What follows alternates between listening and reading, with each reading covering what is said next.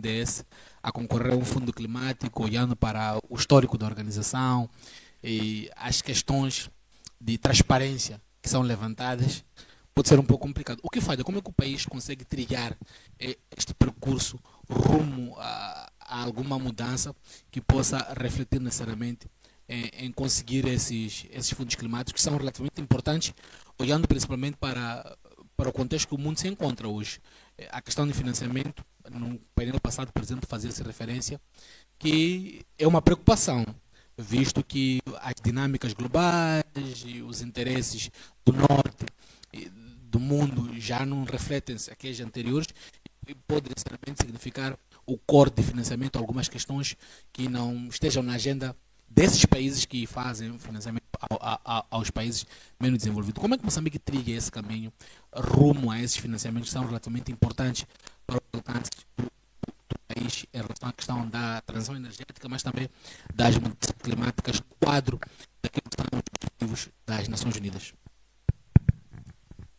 Uh, Obrigado pelo convite, primeiro, à CDD.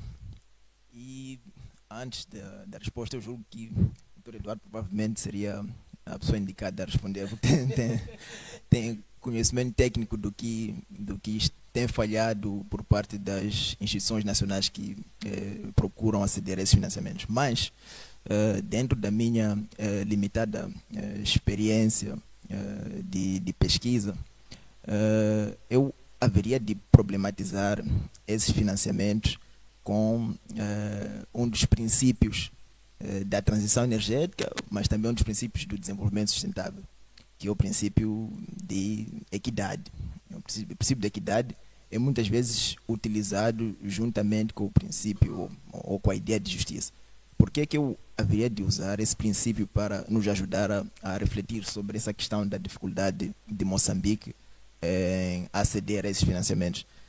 Boa parte desses financiamentos, sobretudo aos que foram mencionados, de serem geridos ao nível internacional e requerendo competência extremamente elevada, são financiamentos que são disponibilizados para todo mundo, para todos os países, certamente, mas nós vamos perceber que nem todos os países têm as mesmas competências técnicas, científicas, e esses financiamentos requerem demonstração de habilidades, de competências técnicas e científicas para poderem ser geridos. Aí nós podíamos nos perguntar se os financiamentos dentro do quadro de desenvolvimento sustentável são financiamentos justos, porque nós estamos à procura de fazer a transição energética justa, mas esses financiamentos que são disponibilizados para todos sobre critérios semelhantes a serem aplicados a todos, mas que dentro desses todos não têm eles as mesmas competências. São financiamentos justos. A minha perspectiva é de que não são financiamentos justos, porque como sociedade nós não temos a mesma capacidade que os outros, por exemplo, os países do norte ou os países europeus, se quisermos especificar, os Estados Unidos da América, Japão, têm essas capacidades. E estamos todos a procurar fazer transição energética.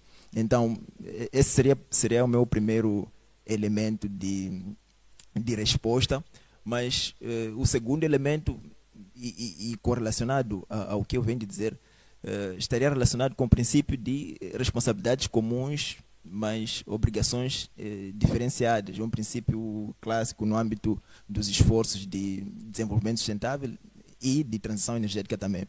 Porque assume-se que todos temos de fazer trabalhos consoantes ao desenvolvimento sustentável e à transição energética, mas esses trabalhos, esses esforços não devem ser os mesmos para países desenvolvidos e para países em desenvolvimento.